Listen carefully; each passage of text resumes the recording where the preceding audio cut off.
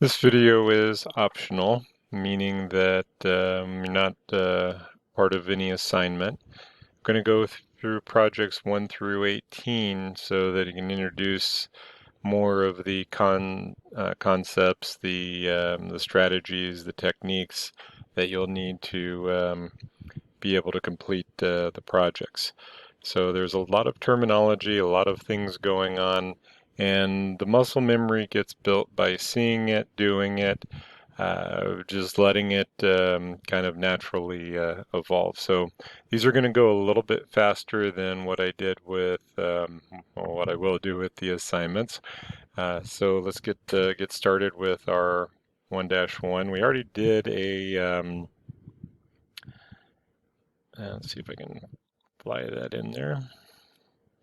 We already did kind of an optional, and I added in some of the direct editing items, so we'll forego that portion of it.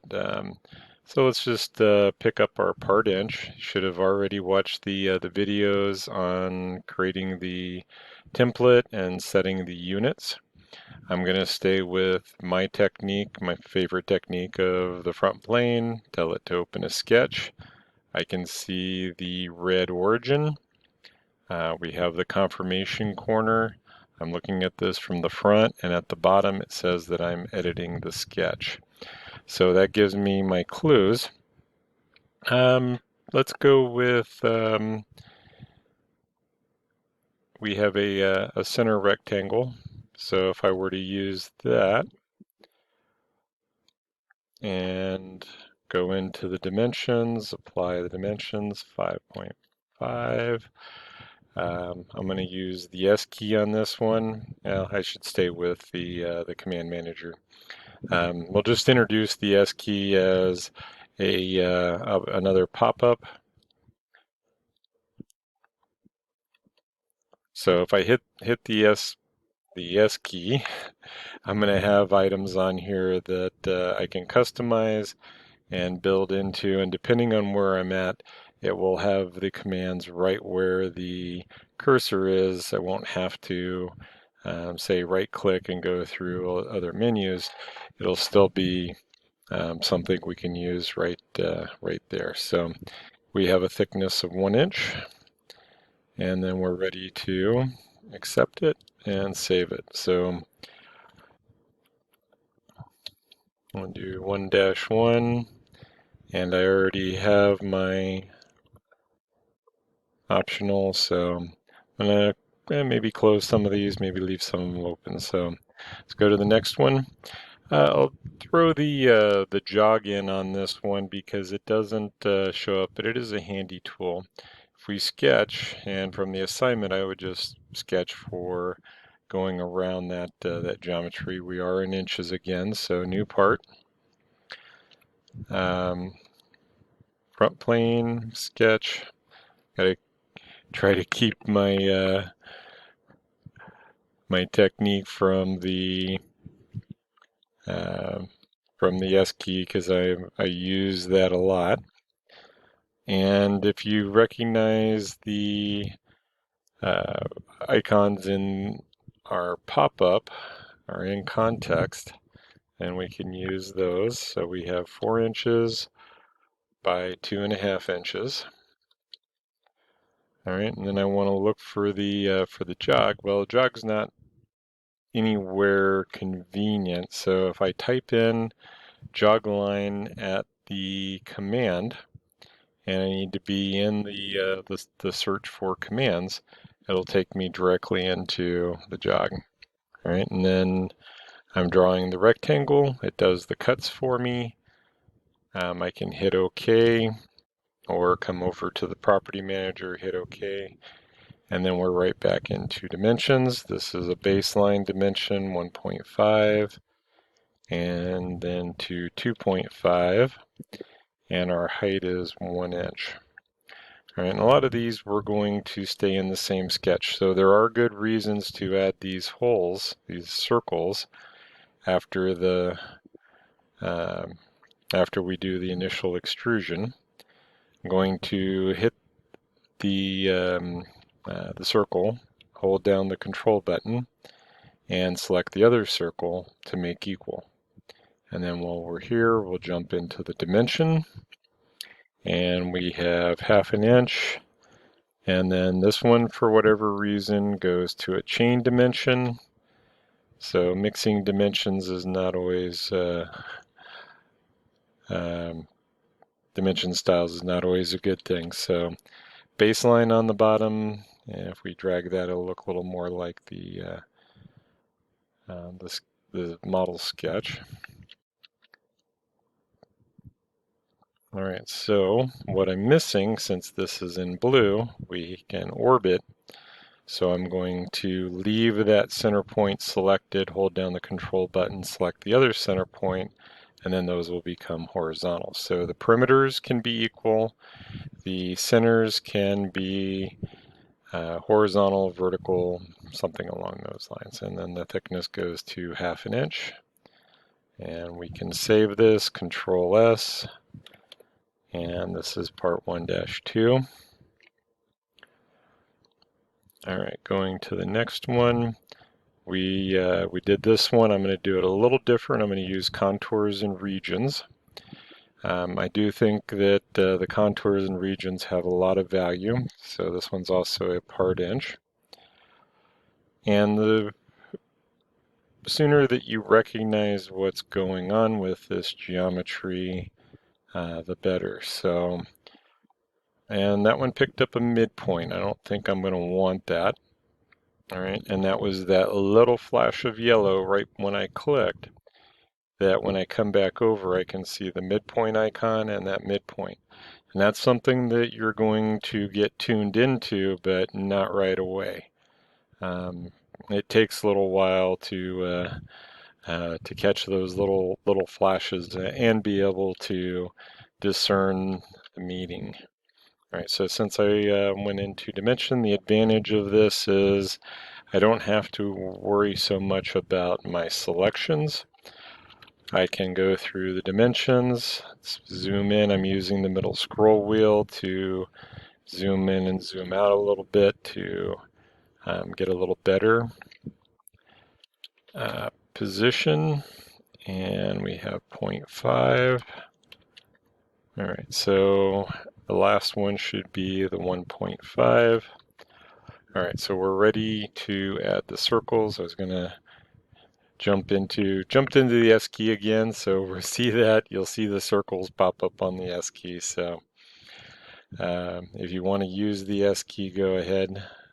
It's they're always that once you start in on a habit, it's hard to break. So we're going to go with the 1 inch, and then a chain dimension of 1.25. All right, and then these are a little bit big, and that one's a little bit off, so 0.5. All right, so we're back to, I see the blue, and I'm going to make those horizontal. Then we're going to jump right into the extrude and 0.75. And then because I have all of these areas, right, I didn't trim those out, I didn't draw them discretely, I have to pick.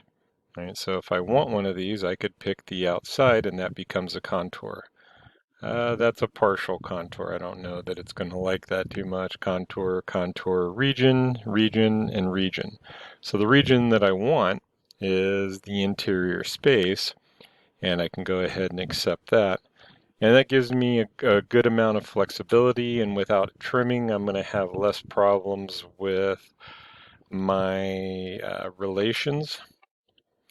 So let's see, we're in part, and I'll just do 1 dash, and that'll get us to 1-3. So that's a good technique to have in your toolbox. Let's go over to 4. All right, so a little bit more. Let's stay with that contours and regions. And we'll go File, New. This one is also in inches. Front plane, sketch, rectangle. We drew in quadrant 4 last time, so I'll go with quadrant 1 this time. It really does not matter. So 3 inches, keep in mind the first dimension scales the object geometry. If I do L on the keyboard, it's the same as coming up here. And keep in mind the tooltip shows line and then in parentheses L. L is our keyboard shortcut. And I am doing the click drag as a preference. If you prefer click click, there's just going to be a few minor differences. All right, so half inch, and half inch. Let's just say that I want that notch on all 3 of those to always be a half inch. I would like one dimension to control all 3. So select the first object, hold down the control. Didn't want the midpoint. All right, so at that point, I'm just going to click out of it, try again, select, control, select, and select. Because of the relation that I'm entering, I can select those 3 items. All right, 0.5, and then we have a 1 inch, and from object to object we have 2 inches, and then from object to object 1.5. So in this case, because I have that interior geometry, my outside object, it's going to be the biggest target I'm looking for is going to be from line to line, and where I can get the objects in those dimensions placed down, I'm going to go with that. So our circles then jumped right into the S key again. Let's go ahead and do the S key this time. I'm gonna slip into that mode. It is a really fast way of getting to the commands. So half inch for 2 holes, and 1 inch for 1. All right, and from the edge, 1 inch from the edge, 0.75. From the top, 0.75. Oh, 0.75. And then from the top, 1.25. All right, this is getting a little bit crowded. So from the edge in 0.75, and from the edge in 1.75. All right, so we still have the circle in blue. If I drag that, okay, just left click, hold down and drag. Center doesn't move, those dimensions are in effect. That pretty much leaves either adding another dimension or setting it to equal. Since it's defined as 2 holes, chances are those are always going to be half an inch. So we'll go into the extrude.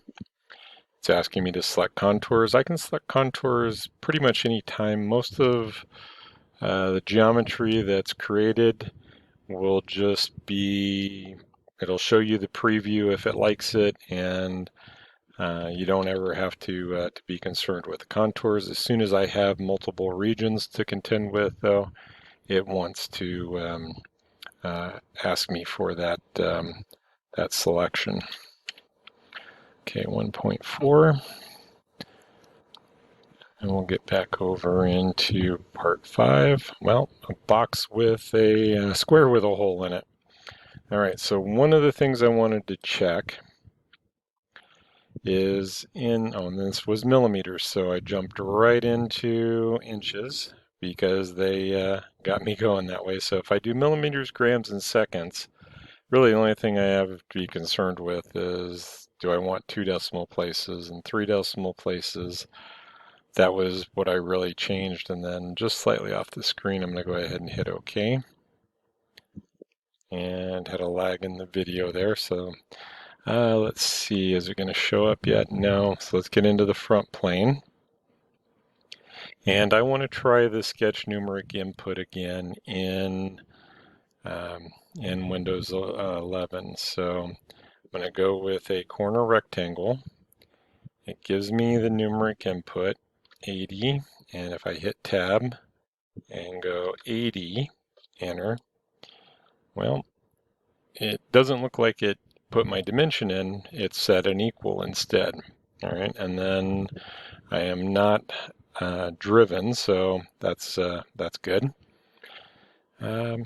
So the issue was in Service Pack 1 of 2023 that these dimensions, these sketch numeric input dimensions were all coming in as a driven dimension. It was pretty annoying. So let's go 20. Since I'm in that mode, I'm going to stay there. Normally I would draw a center line, but I do want to show midpoint. So if I right click and select midpoint, and then hold down the control button and select the center, I can go vertical. One more time, we'll come over, select the midpoint, hold down the control button, select the center, and that becomes horizontal.